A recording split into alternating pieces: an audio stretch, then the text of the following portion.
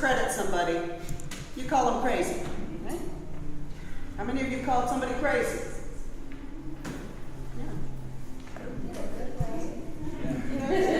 I compliment them that way. You compliment them that way. That's good. Well, Michelle Bachman, for instance, I call her crazy. I want to discredit her. That's why I do that. She may be. But, if someone is casting demons out of crazy people, then they're probably crazy too by association. Touching lepers and hanging out with people of questionable reputation doesn't help. Anyone who takes a political stand against the status quo and causes a large number of people to gather together in agreement and occupy public space as if they had a right to it must be crazy. Most crazy people have family who want to live a normal life under the radar and are genuinely concerned about their child and brother who is making scenes, saying inflammatory things, and drawing dangerous attention to himself and the family. And that family will sometimes stage an intervention to bring them back into alignment. And in a time and culture where family connections are paramount, rejection of family, even on theological grounds, could be seen as crazy. It's just not right. My son told me I was no longer a member of the family because I had purple hair. How wrong is that? Quite wrong. I think so. Turkey child. There were people who were saying that Jesus had gone out of his mind. There were people who were out to get him, discredit him, get that crowd to stop following him. And then there's the possibility that those people who were saying these things were right. Jesus was mentally ill by medical standards of our own day.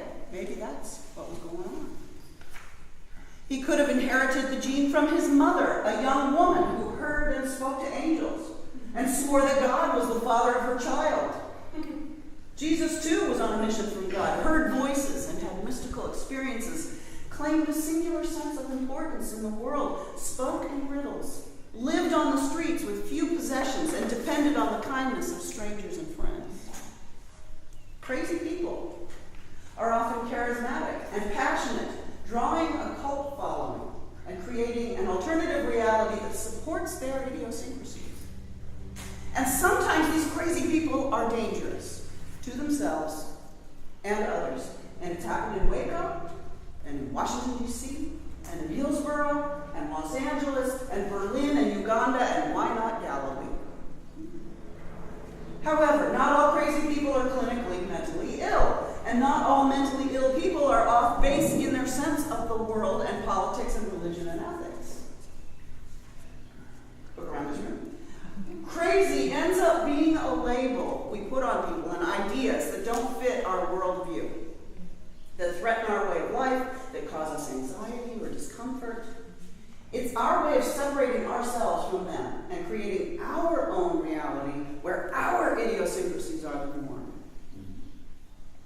My previous husband, Carl, you know that I'm on my third and final, right? Yeah. Final husband. But my previous husband, did you ever meet Carl, Michelle, and Carrie? No? Yeah, he kind of was on the edges. Yeah. He was brilliant. He was funny. He was idiosyncratic. He was creative. And he was impossible. I spent 20 years with him, living inside of a world that allowed me to just be, rather than, like my previous life, don personas like costumes. His awareness and experience of classism was really keen, and his political views gave me new lenses to see the world. We had some of the best conversations of my life. He also self-medicated for a condition that was ultimately diagnosed as bipolar with schizoid affective disorder. And by the time we understood what was going on, enormous emotional damage had been done, and I had to extricate myself from the marriage in order to save myself. Carl was my qualifier for Al-Anon. And then when I was in Al-Anon, found out I had 3 alcoholic grandparents, so there you go. And then he was my teacher in life also. Our relationship was one of the most difficult things I've ever been through. And the main reason I'm as healthy as I am now, having gotten the help I needed to survive. He was absolutely crazy, but then so was I. Was. And much of that craziness made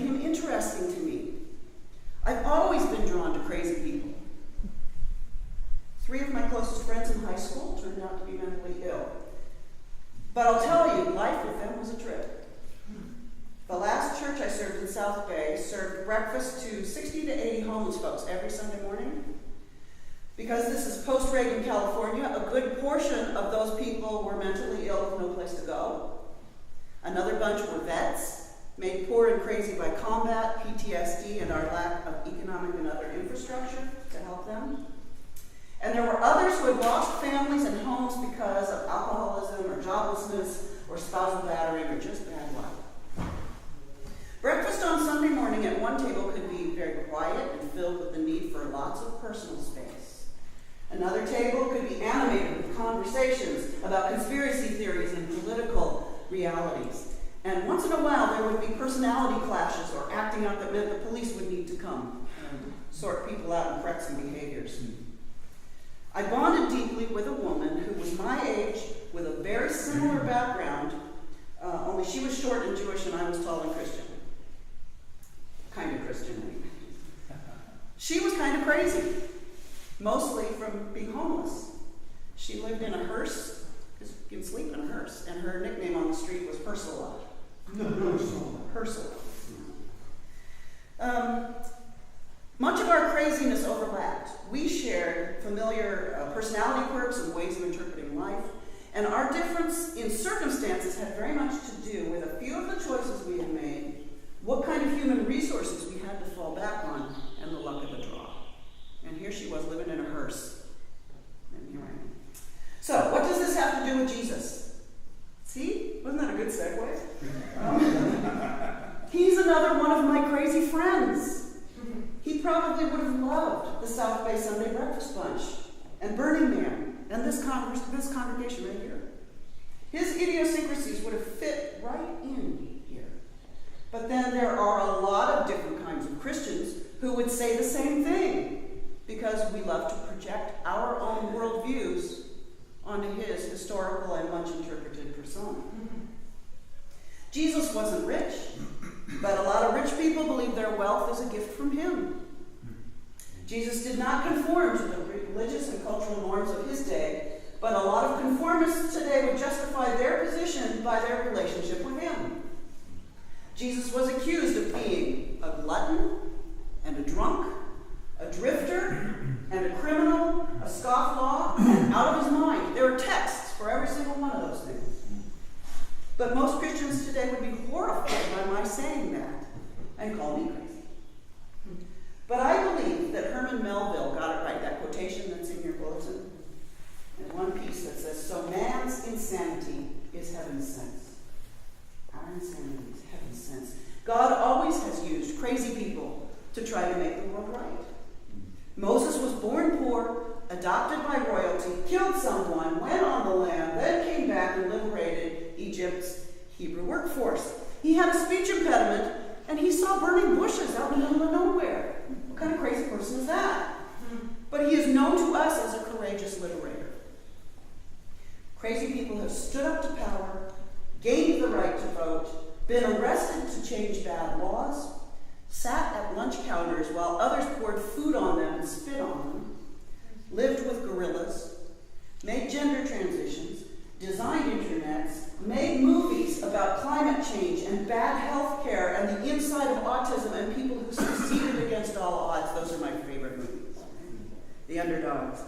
Crazy people have invented things, discovered things, changed the world forever.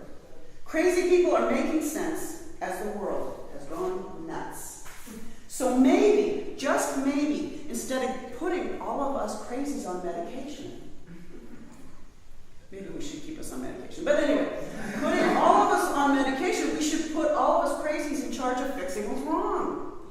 Instead of trying to warehouse homeless people and old people and differently abled people to put them out of sight, we might interview them and discover what they know and put them in charge of things that highlight their strengths and passions that might help the world. They could end up in chalk theater. You never know. Instead of relegating out-of-work actors and writers to service jobs, let's put them all in the same movie. Pay them to create something new and wild and outside the box. Anybody here for now? Okay, all right. All those out-of-work actors.